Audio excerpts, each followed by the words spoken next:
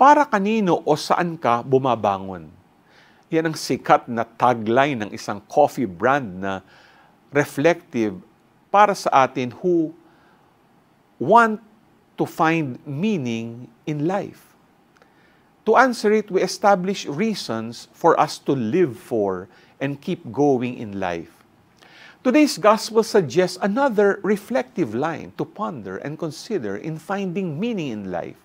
Sinabi ni Jesus sa kanyang mga alagad, ang nagsisikap na magligtas ng kanyang buhay ay mawawala nito, ngunit ang mawala ng kanyang buhay alang-alang sa akin ay magkakamit nito. From these words of Jesus, we could learn about forgetting oneself for others' sake. Nakaramihan sa mga breadwinner sa pamilya, mga magulang, o yung mga may masidhing advocacy for others, welfare, ay makarerelate.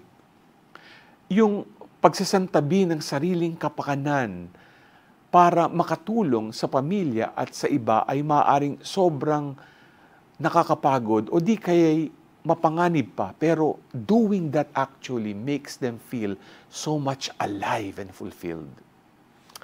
Malinaw para sa kanila kung para kanino o saan sila bumabangon at nabubuhay.